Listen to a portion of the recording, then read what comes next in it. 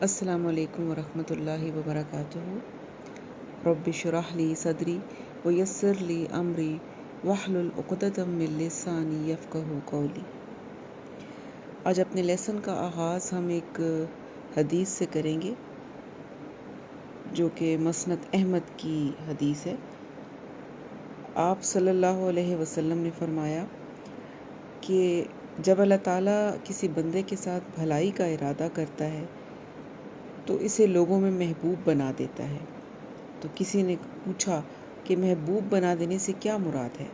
تو اس پر آپ صلی اللہ علیہ وسلم نے فرمایا اللہ تعالیٰ اسے مرنے سے پہلے نیک عمل کرنے کی توفیق دے دیتا ہے اور پھر اسی حالت پر اس کو موت دے دیتا ہے۔ بہت ہی خوبصورت حدیث ہے۔ سبحان اللہ،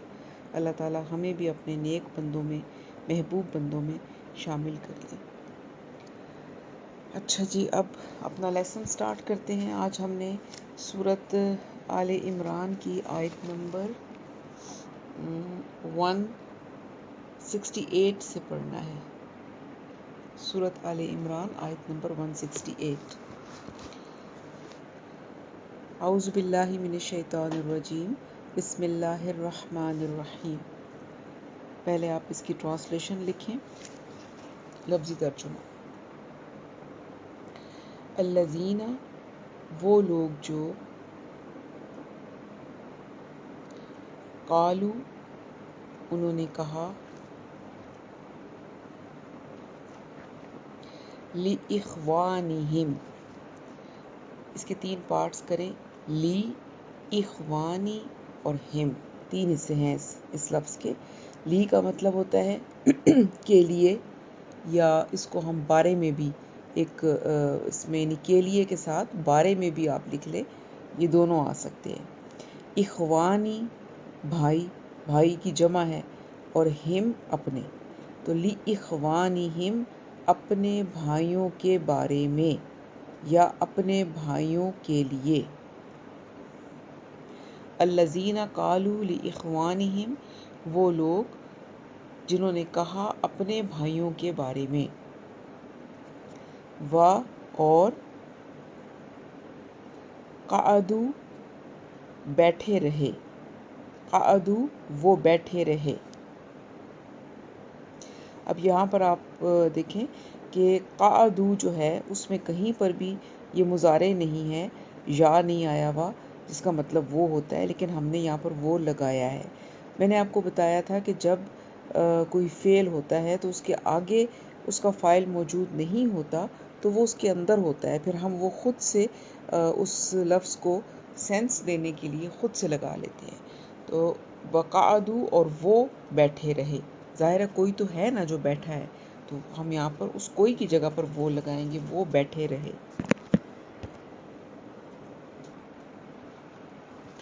لو، اگر، اطاعونا، اطاعو، اطاعت سے نکلا ہے، اطاعت کرتے، نہ ہماری۔ لو اطاعونا، اگر وہ اطاعت کرتے ہماری یا وہ کہا مانتے ہمارا، ما، نہیں، قتلوا، مارے جاتے، کاف پہ پیش آ گیا شروع میں تو یہ مجہول بن گیا، وہ مارے جاتے۔ قل، کہہ دیں، فَادْرَؤُوا، ہٹا دو، فَادْرَؤُوا، ہٹا دو، دور کر دو، ان سے، انفسکم، کم، اپنی، اور انفس، نفس یا جانیں، اپنی جانوں، انفسکم، اپنی جانوں سے، الموتا، موت کو، ان، اگر، کنتم، کن ہو، تم، کنتم، تم ہو، صادقین، سچے۔ ولا، و اور، لا نہیں، تحسبن، خیال کرو، اچھا یہ یہاں پر چونکہ نون کے اوپر آگے شد آ گئی ہے، نون مشدد ہے، تو یہاں پر تاکید والا آ جائے گا، جیسے ہم کرتے تھے نا نہیں کے ساتھ جب لن آتا ہے تو ہم کرتے تھے ہرگز نہیں، تو یہاں پر جب نون مشدد آ جاتا ہے تو وہ بھی تاکید کے لیے ہوتا ہے. تو یہاں کیا ہوگا؟ ولا اور نہیں، تحسبن ہرگز، یعنی ہرگز نہیں خیال کرو یا گمان کرو، گمان کرو الذین وہ لوگ جو قتلوا مارے گئے یا قتل کیے گئے، فی میں سبیل اللہ، سبیل راستہ، اللہ کے راستے، فی سبیل اللہ اللہ کے راستے میں، امواتا مردہ، بلکہ احیاء زندہ ہیں، بلکہ وہ زندہ ہیں، اندہ پاس، ربہم اپنے رب، یعنی اپنے رب کے پاس وہ حیات ہیں یا زندہ ہیں. یرزقون وہ رزق دیے جاتے ہیں. ٹھیک ہے، یا کے اوپر پیش آئی، اس کا مطلب ہوتا ہے وہ، پیش کی وجہ سے یہ مجہول ہو گیا، وہ رزق دیے جاتے ہیں.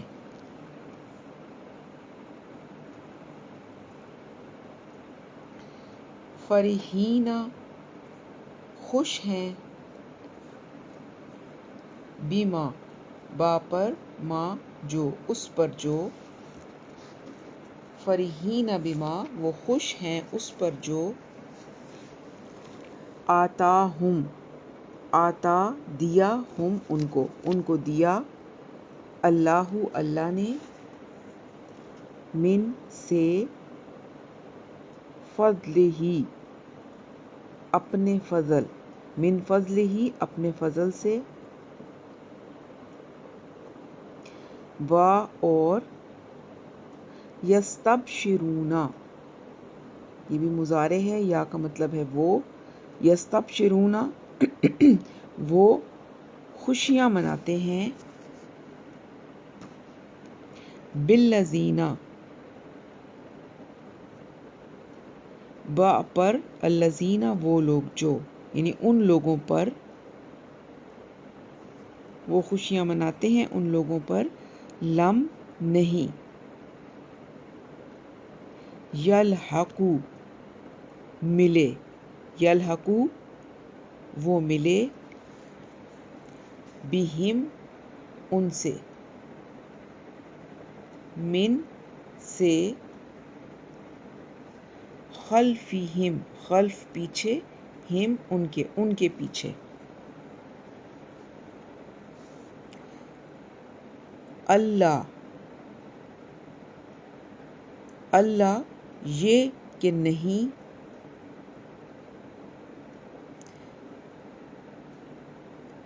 اب دیکھیں اللہ ہوتا تو اس کا مطلب کچھ اور ہونا تھا، اللہ کا مطلب کچھ اور ہے، صرف زیر زبر سے کتنا فرق پڑ جاتا ہے. اللہ یہ کہ نہیں، خوفن کوئی خوف، علیہم علی پر، ہم ان پر، ولا اور نہ، ہم وہ، یحزنون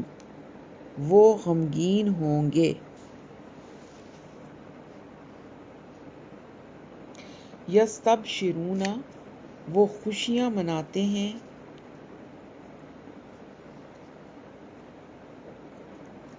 بنعمت نعمت پر، با پر اور نعمت، من سے، اللہ و اور، فضل،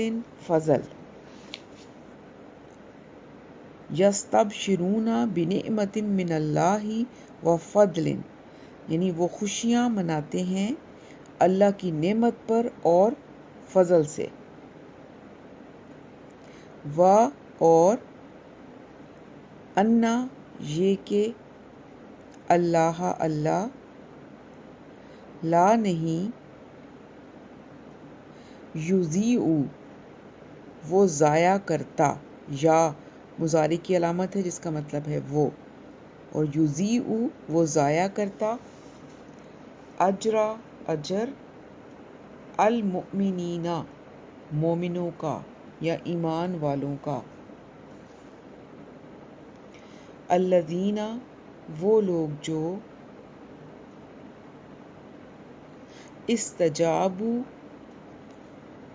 استجابوا قبول کیا،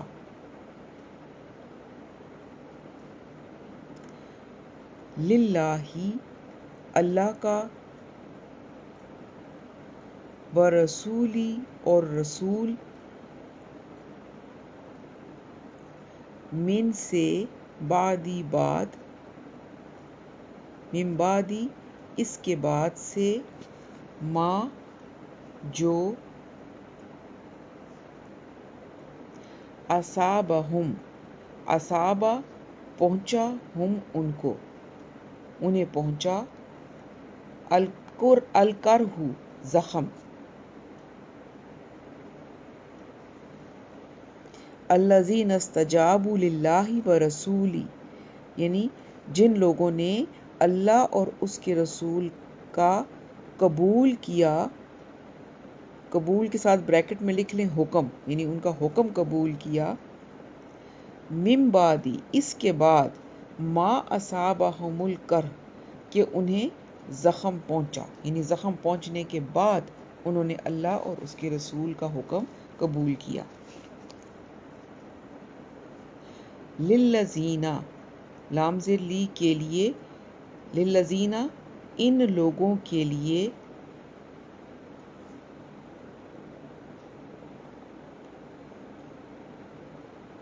احسنوا انہوں نے نیکی کی، منہم من سے، ہم ان میں سے، واتقوا اور اتقوا تقوی اختیار کیا یا پرہیزگاری کی، ان کے لیے کیا ہے، اجر اجر ہے، عظیم بڑا، للذین احسنوا منہم واتقوا اجر عظیم یعنی ان میں سے جن لوگوں نے نیکی اور پرہیزگاری کی ان کے لیے بڑا اجر ہے، الذین وہ لوگ جو، قال کہا، لہم ان کے لیے، لام لیے، ہم ان کے لیے، الناس لوگ، انا یہ کہ، یا بے شک، یا یقیناً، الناس لوگ، قد جمعوا جمع کیا ہے، لکم لام لیے، کم تمہارے لیے،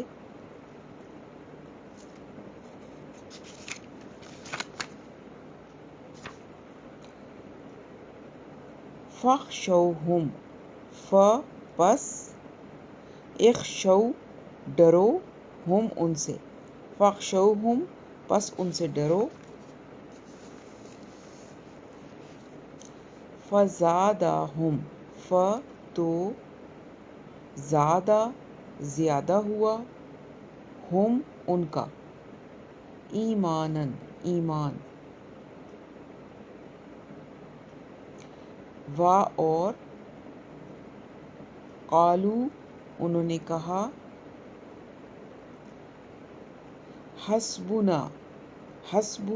کافی ہے، نہ ہمارے لیے، حسبنا کافی ہے ہمارے لیے، اللہ اللہ، و اور نعمہ کیسا اچھا ہے، الوکیل کارساز۔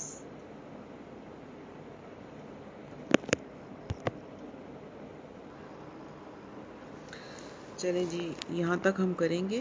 اب اس کی تھوڑی سی ایکسپلینیشن ہے۔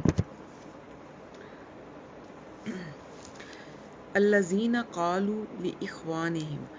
وہ لوگ جنہوں نے اپنے بھائیوں کے لیے کہا، وقعدوا اور خود وہ بیٹھے رہے،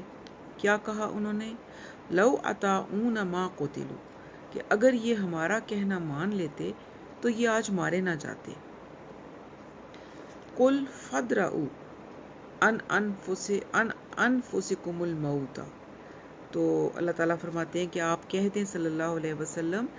کہ ہٹا لو اپنے اوپر سے موت کو، ان کنتم صادقین، اگر کہ تم سچے ہو۔ تو اس کا لفظی ترجمہ کیا بنا کہ کدھر گیا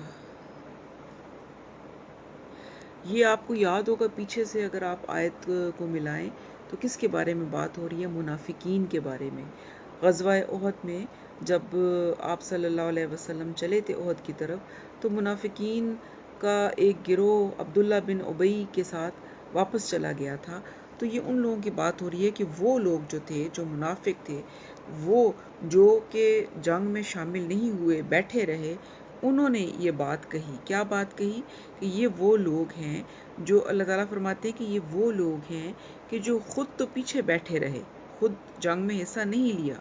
اور اپنے بھائیوں سے کہنے لگے جو جنگ میں گئے تھے، جو اس میں شریک ہوئے تھے، ان کو یہ کیا کہنے لگے کہ اگر تم ہمارا کہنا مان لیتے تو آج تم مارے نہ جاتے، یعنی آج تمہارے اتنی شہادتیں نہ ہوتی، اتنا نقصان نہ ہوتا، کہ اگر تم ہمارا کہنا مان لیتے اور تم جنگ میں نہ جاتے اور ہمارے ساتھ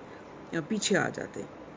اللہ فرماتے ہیں آپ ان سے کہہ دیں اگر تم اپنی اس بات میں سچے ہو تو پھر اپنے آپ سے ہی موت کو ٹال کے دکھا دو۔ اگر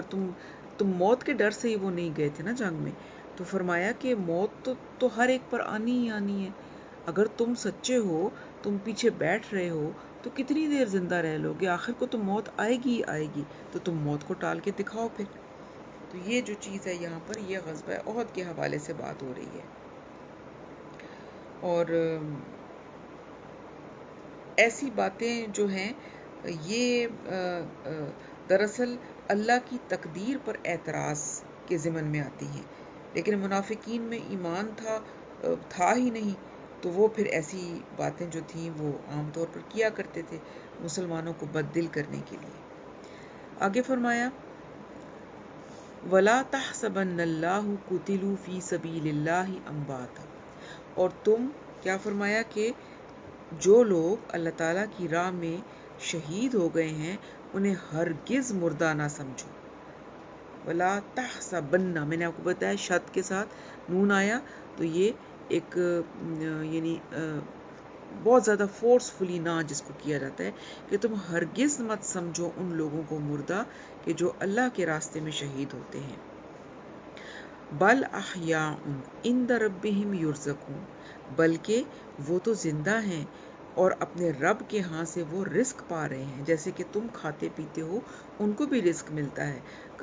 رزق تو زندہ لوگوں کو ہی دیا جاتا ہے نا، زندہ لوگ ہی کھا سکتے ہیں، جو مردہ ہے وہ تو نہیں کھا سکتا۔ تو یہ لوگ زندہ ہیں اور اپنے رب کے ہاں یہ رزق پاتے ہیں، کس طرح کا رزق پاتے ہیں یہ ہمیں نہیں پتا۔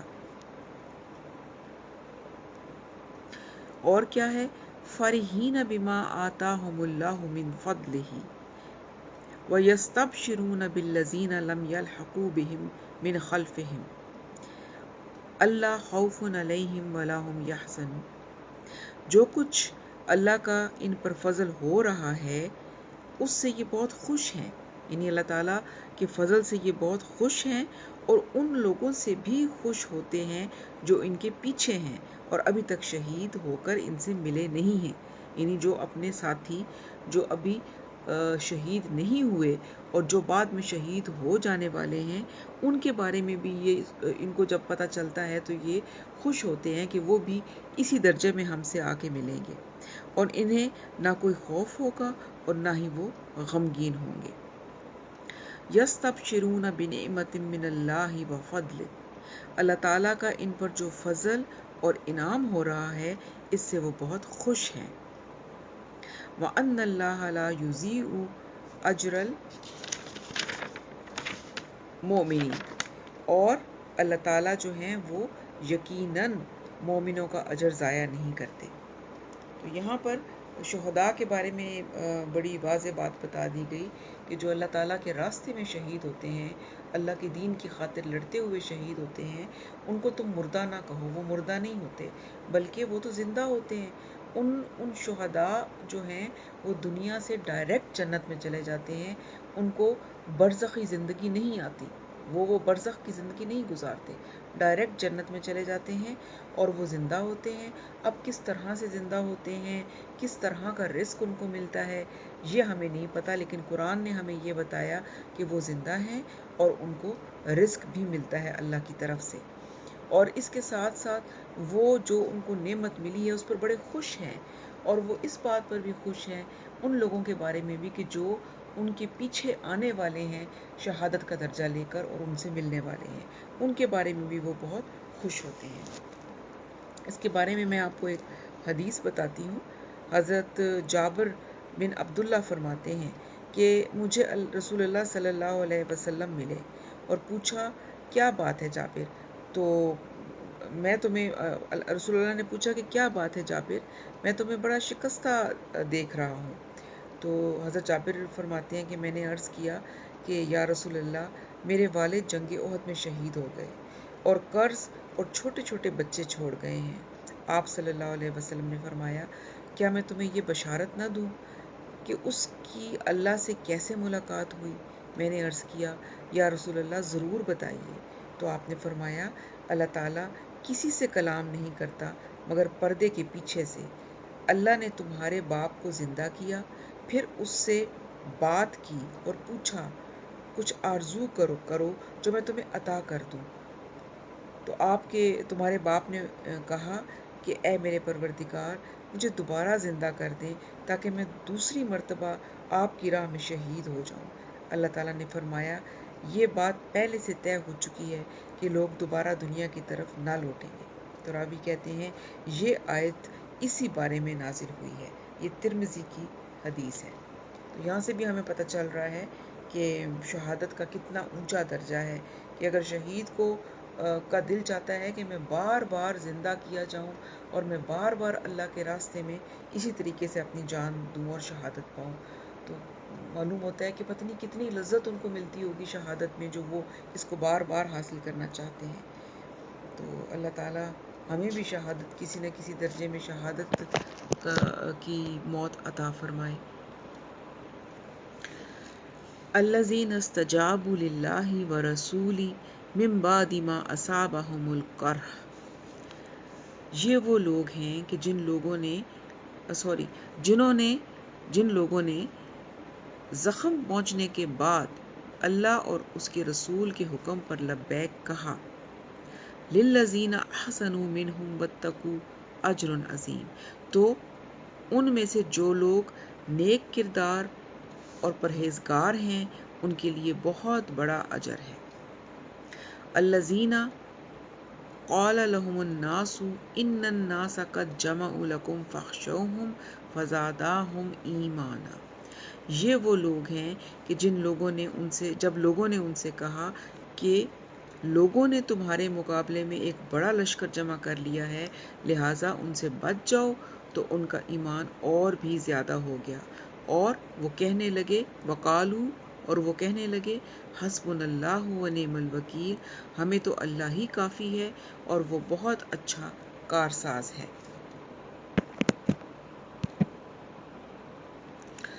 اب ان آیات، یہ جو 2 آیتیں ہیں، ان کے پیچھے بھی ایک واقعہ وہی غزوہ احد میں آتا ہے کہ غزوہ احد سے واپسی کے وقت جب لشکر کفار کا واپس جا رہا تھا تو ابو سفیان، آپ کو یاد ہوگا میں نے پہلے بھی آپ سے ذکر کیا تھا، ابو سفیان نے مسلمانوں سے ایک خطاب کیا اور اس میں اس نے مسلمانوں کو چیلنج کیا تھا کہ 1 سال کے بعد پھر دوبارہ میدان بدر میں مقابلہ ہوگا، اور اس چیلنج کو رسول اللہ صلی اللہ علیہ وسلم نے قبول کر لیا تھا۔ لیکن جب وعدے کا وقت قریب آیا تو پھر کیا ہوا، ابو سفیان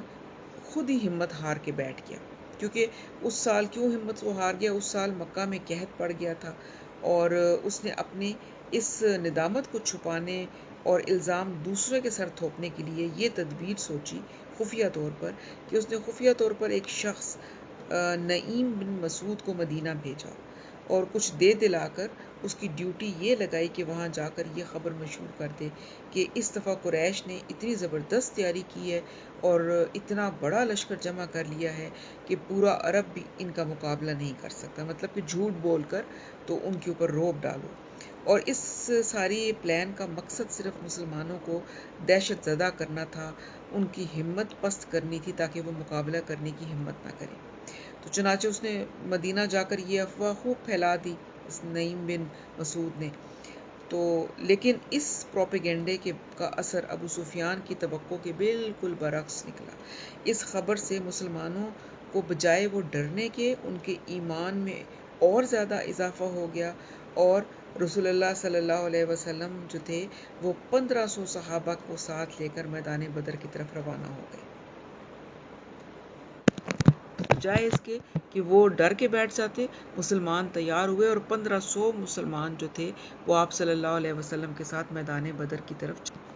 تو اب جب ابو سفیان کو یہ صورتحال معلوم ہوئی کہ بھئی وہ تو بجائے اس کی پلان تو الٹا پڑ گیا ہے، تو پھر اس کو بھی نکلنا پڑا۔ چنانچہ وہ بھی 2000 کفار کو جمع کر کر مکہ سے روانہ ہوا، مگر 2 دن کی مسافت طے کرنے کے بعد وہ اپنے ساتھیوں سے کہنے لگا کہ اس سال لڑنا مناسب معلوم نہیں ہوتا، تو آئندہ سال پھر ہم دوبارہ آئیں گے۔ اس کے ساتھی پہلی اسی چیز کے لیے تیار تھے، چنانچہ وہ سب لوگ جو تھے وہ واپس مکہ چلے گئے، اور اس کی وجہ کئی وجوہات تھیں۔ مثلا اس دفعہ ان کی فوج جو تھی وہ غزوہ احد کے مقابلے میں صرف 2/3 تھی، جبکہ مسلمانوں کی فوج دگنے سے بھی زیادہ تھی۔ تو بہرحال دوسرا یہ جو تھے چلے گئے، اور اس طریقے سے یہ جو ان کا روب بیٹھ گیا، اور مسلمان جو تھے ان کو جنگ کے بغیر ہی فتح حاصل ہو گئی، اور اس غزوہ کو غزوہ سویک کے سویک، اس کا پروننسیشن مجھے صحیح سمجھ میں نہیں آ رہا، وہ کہتے ہیں، کیونکہ ابو سفیان جو تھے وہ یہ شاید غزوہ سویک ہی ہے، ہاں۔ تو اب رسول اللہ صلی اللہ علیہ وسلم جو تھے وہ ابو سفیان کے انتظار میں تقریباً 8 روز تک بدر کے مقام پر ٹھہرے رہے، اور اس دوران صحابہ کرام نے ایک تجارتی قافلے سے کاروبار کر کے خوب فائدہ بھی اٹھایا۔ پھر جب یہ پتہ چلا کہ ابو سفیان واپس چلا گیا ہے تو پھر آپ صلی اللہ علیہ وسلم بھی مدینہ واپس تشریف لے آئے، اور یوں آپ نے ایک فتح حاصل کر لی بغیر جنگ کے۔ تو یہاں پر ان لوگوں کا ذکر ہے کہ جب وہ پلان بنا کر ابو سفیان نے اس بندے کو بھیجا اور اس نے ان کو ڈرانے کی کوشش کی، لیکن جب مسلمانوں کو پتہ چلا تو وہ تو تیار ہو گئے جنگ کے لیے، اور انہوں نے ایک بہت ہی اہم، ایک بہت ہی خوبصورت کلمہ کہا۔ وہ کیا تھا؟ حسبنا اللہ و نعم الوکیل۔ انہوں نے کہا کہ اللہ ہمارے لیے کافی ہے اور کیا ہی بہترین کارساز ہے۔ تو یہ جو کلمہ ہے یہ بہت ہی قوت بخشنے والا کلمہ ہے۔ بخاری کی روایت میں آتا ہے کہ جب نمرود نے حضرت ابراہیم علیہ السلام کو آگ میں ڈالا تھا تو آپ نے بھی یہی کلمہ پڑھا تھا، اور پھر وہ جو آگ تھی وہ گل و گلزار بن گئی تھی۔ اور اس کے بارے میں اور بھی روایتیں آتی ہیں۔ طبرانی میں روایت ہے کہ جب کسی چیز سے کسی کو ڈر لگ رہا ہو، خوف آ رہا ہو، تو اس پر بھی یہ کلمہ پڑھیں اگر یقین کے ساتھ، تو اللہ تعالیٰ اس خوف سے اس کو نجات دے دیتے ہیں۔ اور حضرت عائشہ سے روایت ہے کہ آپ صلی اللہ علیہ وسلم کو جب بھی کوئی غم ہوتا تھا تو آپ حسبنا اللہ بار بار پڑھا کرتے تھے یقین کے ساتھ۔ تو تمام اسباب کر لینے کے بعد یہ کلمہ جو ہے یہ پڑھنا چاہیے توکل کے ساتھ، تو اس سے بہت فائدہ ہوتا ہے۔ تو یہی کلمہ مسلمانوں نے بھی پڑھا تھا اور پھر وہ جنگ کے لیے گئے، اللہ تعالیٰ نے پھر ان کی کتنی مدد کی کہ جنگ بھی نہیں ہوئی، اور کافروں کے ذہن میں ویسے ہی اتنا رعب آ گیا مسلمانوں کا، اور وہ واپس چلے گئے۔ اس سے پہلے جو ہم نے آیت پڑھی تھی، یہ آیت نمبر 172، اس کی تھوڑی تشریح رہ گئی تھی۔ الذین استجابوا للہ ورسولہ من بعد ما اصابہم الکرہ، کہ جنہوں نے صدمہ پہنچنے کے بعد بھی اللہ اور رسول کے حکم پر لبیک کہا۔ للذین احسنوا منہم واتقوا اجر عظیم، تو ان میں سے جو لوگ نیک کردار اور پرہیزگار ہیں ان کے لیے بہت بڑا اجر ہے۔ یہ کون لوگ تھے؟ یہ جب غزوہ احد ہو چکی تھی تو اس کے بعد جب چلے گئے کفار واپس، تو مسلمانوں کو تو بہت نقصان ہوا تھا، بہت 70 کے قریب شہداء تھے، اور سب کوئی ایسا بہت کم لوگ تھے، تقریباً سارے ہی زخموں سے چور چور تھے۔ تو اس صورتحال میں بھی جب آپ صلی اللہ علیہ وسلم نے کہا کہ ہم کفار کا پیچھے تعقب کریں گے، ان کے پیچھے جائیں گے، تو آپ کے حکم پر، یہ نا اللہ اور اس کے رسول کے حکم پر، جو صحابہ کرام تھے وہ تیار ہو گئے۔ 70 آدمی جو تھے وہ آپ صلی اللہ علیہ وسلم کے ساتھ اس حالت میں بھی، جبکہ جنگ ابھی ختم ہی ہوئی تھی، تھکن بھی تھی، زخم بھی تھے، لیکن اس کے باوجود انہوں نے لبیک کہا اور آپ کے ساتھ دشمن کا تعقب کیا، جس میں کہ حضرت ابو بکر صدیق بھی شامل تھے۔ تو یہ بھی بڑی ہی اہم آیت ہے غزوہ احد کے اعتبار سے، اور ہمارے لیے بھی اس میں سبق ہے کہ اللہ تعالیٰ اور اللہ کے رسول کے حکم جب ہو تو اس پہ لبیک کہنا چاہیے۔ اور اس میں ہمیں بہت ہی اچھی ایک تسبیح مل گئی، حسبنا اللہ و نعم الوکیل، کہ آپ اس کی تسبیح جو ہے ضرور کیا کریں 100 بار، یعنی ایک تسبیح ڈیلی کر لیں۔ اور ویسے جو ابھی ہم نے پڑھا کہ خوف کی حالت میں، غم کی حالت میں یہ پڑھنے سے بہت فائدہ ہوتا ہے۔ اللہ تعالی ہم سب کو عمل کی توفیق عطا فرمائے جو کچھ بھی ہم پڑھتے ہیں۔ سبحانک اللہم و بحمدک، نشہد ان لا الہ الا انت، نستغفرک و نتوب الیک۔ السلام علیکم ورحمۃ اللہ وبرکاتہ۔